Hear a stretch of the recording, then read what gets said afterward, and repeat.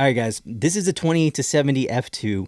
It's absolutely incredible, but I feel like the reality these days of lenses is that they're all going to be a series of trade-offs. Do you want the flexibility of a zoom lens? Do you want the quality of a prime lens? Do you want the widest aperture possible to let in the most amount of light and be able to blur the background? Or do you want something more compact?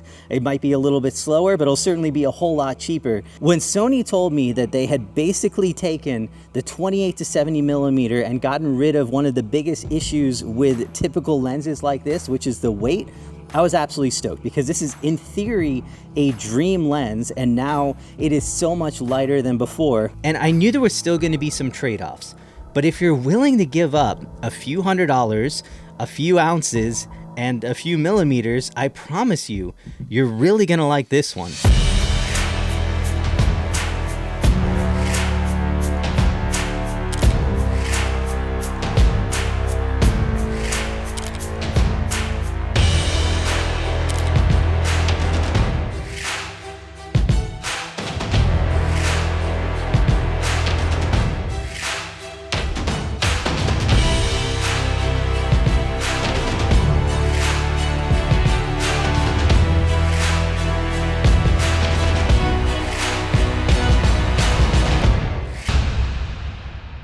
All right, guys, so this is the Sony 28-70 f2 lens. Just came out.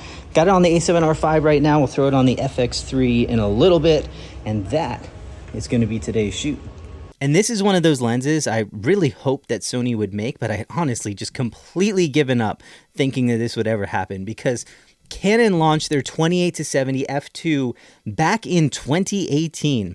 And 6 years later, we had literally seen nothing. In fact, Sony's really been going all out with creating a bunch of like super compact lenses, less zoom, slower apertures. And so going to an f2 zoom, in theory, was going to be going kind of away from that type of a lens. But what's interesting is that this still feels very similar to that typical Sony lens hardware formula. And that's a massive compliment, because pretty much every Sony lens I picked up over the last few years has just been much better hardware than I expected it to be, and significantly lighter than it looked. So if you were to actually have a look at the original 28-70 GM, not this is a new one, the original one of those, it's actually going to be just slightly larger and slightly heavier than those. It's also really close to like a 24-70 f2.8 from Canon and Nikon in terms of both size and weight. Just again, just slightly larger than both of those as well. And Sony has a one-stop advantage. So whatever they did to make this happen is just completely crazy. So just to put this in perspective, Canon's 28-70 f2, that was 1,430 grams compared to this Sony, which is 918. So a massive difference in weight. And the diameter is also smaller as well. So the Canon's needed a 95 millimeter filter. The Sony's is 86 millimeter. But 86 is still big. I'm guessing this would be the only 86 millimeter lens you own. It's definitely the only one that I own, and that means you will be buying filters for this lens. So I was able to find a few, pretty easy to find some CPLs and then some ND filters that would fit on natively. But I was also surprised. So the Polar Pro filters that I use the most, they don't have an 86 millimeter, but you can get them with a 95 millimeter and then just get step-up rings. So those are pretty good solutions. Like, I don't even have to change the brands that I work with for filters. So this wasn't going to be a deal breaker for me, but it is going to mean the cost of getting this lens is going to be a whole lot more, because I have to have some extra room to be able to get some more filters. And yeah, it is still a larger lens, so you're going to need to make some extra room in your bag. But this is actually way lighter than it should be, and Sony still kept like really all of my favorite hardware features. You have this aperture ring right here, which is declickable. There's also a switch on here from smooth to tight to be able to actually control the stiffness of your zoom. I think this is an underrated feature. So you set it to smooth, and I would call it like normal zoom tension. But then you can throw it into tight, and then you have to be extremely intentional. So you're not going to accidentally zoom it or anything like that.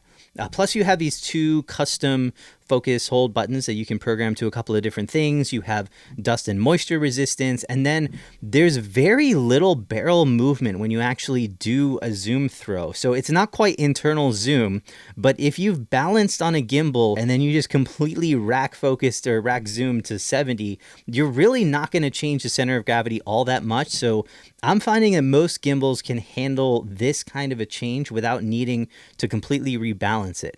And I'm guessing if you're interested in this lens, you also have a Sony camera and probably some batteries that need charging. And if you're using these that come with, actually most of Sony's cameras don't even come with these anymore. These are not that great. They're honestly slow and I don't really like them. And there's a better solution now. So I actually saw these a few months ago and thought these were amazing. So these can charge two batteries at the same time. They charge significantly faster than Sony's chargers like this, which again, like a lot of cameras don't even come with these. Plus they have a display to be able to actually show you what your battery percentage is, so you're not always guessing if something is charged. And I can charge these with USB-C, so I don't need these kind of cables anymore. I can just use the USB-C cables that I have lying around already. And the best part is that this one actually has a built-in battery bank. So this is a 2-in-1 battery charger from Lano, and I really appreciate them for sponsoring these videos because these are amazing. And now I get to show them to you. So this is actually a 12,400 milliamp hour battery built into this. So you can throw in empty or halfway full Sony battery into this, and it will actually just top it off without having to plug this unit into the wall because there's a built-in battery inside of it. So I take these with me on a shoot. And then when I want to swap out my old batteries, I basically just throw them in this. And then in like just over 2 hours, you can have two completely fresh batteries, like 0 to 100% ready to go. But you can also use these as just like a regular battery bank. So it has two USB outputs on this. They are 20 watts. So I can basically just plug my phone into this and just keep it topped off and keep it charged. Or I can actually use this to power my cameras via USB-C. So if you have a super long shoot and you just want to keep things topped off, this will actually do it. Now, Lano actually makes two different versions of this, so you can get this one right here with a built-in battery bank, or this one, which is significantly smaller and lighter. So if you just want something really compact, this is going to be it, but it still has a display on it, which is super nice touch. And whatever material they're using for this, it is like this rubberized plastic, feels amazing. So two batteries in here, and you also have an SD card holder, so you can keep a spare in there. You can also get these in a different version to be able to power Canon batteries and Fujifilm batteries as well. So I'll leave some links in the description. Check them out because these are really amazing. So a few more specs on the 28-70 before we take it out for a shoot. So this has 20 elements in 14 groups. It is internal focusing. And if you want to close focus this, it is about 15 inches. So you can't get too close to your subject, but you can close focus at 15 inches across the entire zoom range. So that comes out to a 0.23 times magnification. So not quite as good as like the 24-70 or something like that, but it's all right for like a zoom lens like this. It also has an 11 blade aperture. That's awesome. And 4 XD linear motors, which is crazy because this has a lot of glass in it. So the autofocus on this is going to be super fast, and it is also completely silent. Like you can rack focus on this all day long. You will not hear these motors no matter what you do, which is absolutely amazing. And these wider aperture lenses, like usually when you're pairing or just pushing around this much glass with these lenses, you can actually feel that lens really kind of shifting as you focus. This can actually lead to quite a bit of like camera shake right before you're trying to take a picture. So not great. But on this one, I found it to be pretty muted for all of its glass. It's moving around. So like whatever Sony is doing here, it is gently pushing a ton of glass at really high speeds and completely silently. So that's pretty crazy awesome right there. Now, I didn't push autofocus too much in most of my tests, but Sony says this is capable with 120 frames per second, so it's going to be autofocus ready with the A9 III, which I do have a video out on right now, but I don't have that camera in at the moment. I was also racking focus on this from like close to infinity in fractions of a second. So yeah, I am extremely confident that this lens is going to be able to handle basically any speeds that your camera can handle. And a bonus for you guys who are manual focus shooters on this one, it is a linear manual focus. And then also it's a pretty long throw. So I would say like maybe 120 degrees. It's like from the top here to down here to be able to focus from infinity to close focus. And the lens ring is very lightweight, might be a little too lightweight, but it's still very smooth. So I think this is going to be a really solid lens for manual focus. Now, image quality is another area that actually really impressed me quite a bit with this thing. So I feel like a lot of Sony lenses really recently have been what I would call fix-it in post lenses. So just meaning that Sony has relied a lot on in-camera lens correction, like focus breathing compensation, distortion correction, all of those kind of things to just really get to quality to where it should be. Not on this one though. So focus breathing, even without any in-camera lens or focus breathing compensation, it is very minor for a lens like this especially. So even when you turn it on, there's just barely a crop, and then now it's going to be perfect. So that's the way it should be, Sony. This is the way to do it. But I did notice a decent amount of flare, and I actually like flare. So this alone wasn't an issue for me. I typically don't even use lens hoods because I like a good natural light leak on my lenses. But this flare just felt a little bit more artificial to me. It also introduced some artifacting and things like that. So, this was all without a filter, by the way. So just the lens by itself.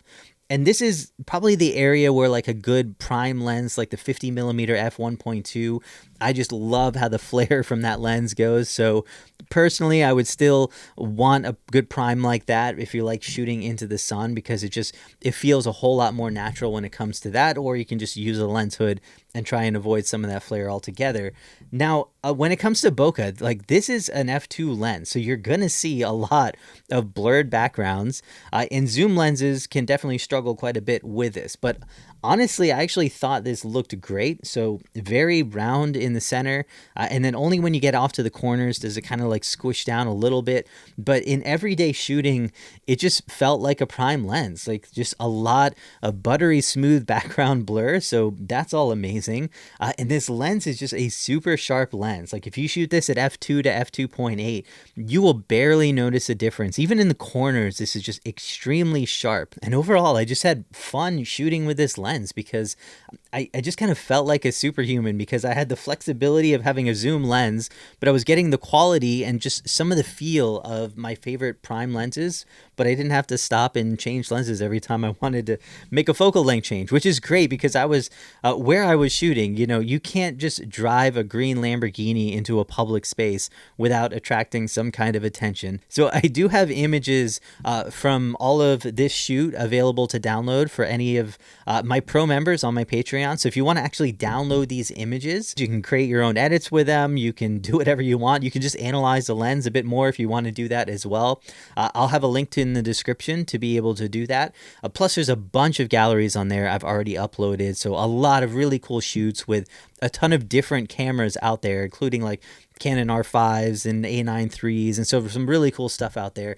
And new ones coming every week, so definitely check that out. So there's really no question that Sony really delivered on this lens. If you compare this to like Canon's 28-70 f2, this is now significantly lighter, it's smaller, you have better image quality, it's faster, and so obviously Sony used the last 6 years, which is a long time, to be able to make the best 28-70 f2 lens they could. Although this isn't more expensive than the Canon 28-70 at its retail price. So it's still insanely expensive, but Sony not pricing it more than a 6-year-old lens is still an achievement, especially with inflation things the way that they are. And honestly, I just loved having one-stop wider apertures because it gave me more of that like prime lens look and feel. But if you're in low light, this could be a massive difference. So like wedding photographers, wedding videographers, this is going to be an insane lens. And I'd be more likely with this lens to just leave like a 50mm or 35 in my bag and just shoot with this one zoom lens because it really is that good. But keep in mind, you're definitely going to notice the size and weight difference if you're coming, especially from like Sony's second generation 24 to 70. It is a big lens, but just not so big and not so heavy that I felt like it took away from me wanting to use it. So for example, I have Tamron's 35 to 150 f2 to f2.8. I absolutely love that lens, but it is a half a pound heavier than this, which just makes it heavy enough that a lot of times it just stays right over there on that shelf and doesn't make it to my camera. So if you're more of a run and gun style photographer or videographer and you can't be swapping out prime lenses all the time, and you just want to be able to switch things up and get these different looks, this is going to be a dream lens. And if you're watching this, I'll actually be hands-on with a brand new camera announced today. So definitely subscribe, hit notifications on, because I'll be posting a whole bunch of stuff on that soon. Behind the scenes, BTS, everything like that over on IG. So hit me up there. Hope you guys are doing amazing. I'll see you in the next one.